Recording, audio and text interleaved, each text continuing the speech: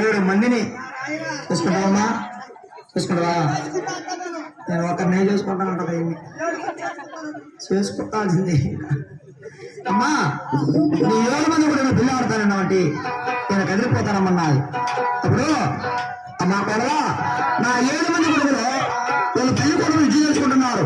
వీళ్ళు విద్యలు పోకని వీళ్ళు గాజులు పుసలు దండలు బూలు పొలింటిలో కొమ్మంచేశాలలో కాలికెడ్డాలు చేతికి గాజులు వీళ్ళే ఉంటారు వేరుకున్నారని అంగలు ఎత్తుకుంటారు.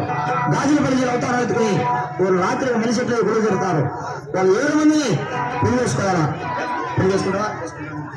చేసుకుంటా.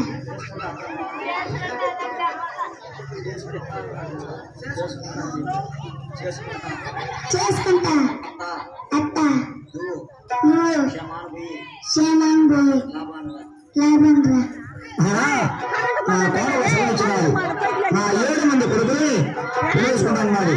కాబట్టి ఇప్పుడు చెప్పే కదా ముచ్చట తెలియని తమ్మి కొడుకులు 7 మంది. ఆ యొక్క కోణాన్ని కుదిరి చూడాలని గొల్లబాయేసి వేసుకున్నది. సల్లమ్ముకుంటూ ఆ కోణలు వాళ్ళన్నవాడు చంపన్న ఆ శివుడు జలగిన పెద్ద కుమారుడు చంపన్న సుందరం కట్టమని అడ్డగించుకున్నాడు. సుందరం కట్టని వాళ్ళ చెల్లికి ఓలిమ రాలనగా ఓలిమారు కట్ట రారు చంపన్న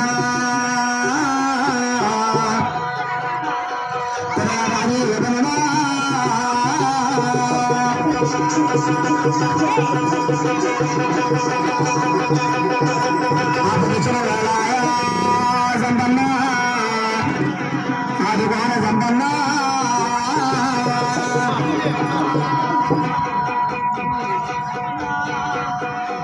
కష్టం చేయాలా? నీ దోస్తులు కట్టాలా? నా దోస్తులు కట్టాలా? నీకేం కట్టాలా? సుంకం కట్టాలా? సుంకం తెచ్చిన సుఖ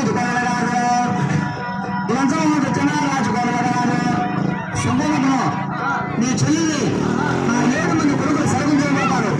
సరిగుంజలు పోయేటప్పుడు నువ్వే అడ్డం పడతావు. ఏమి వాళ్ళ గోతం నీ 8 కట్టారు.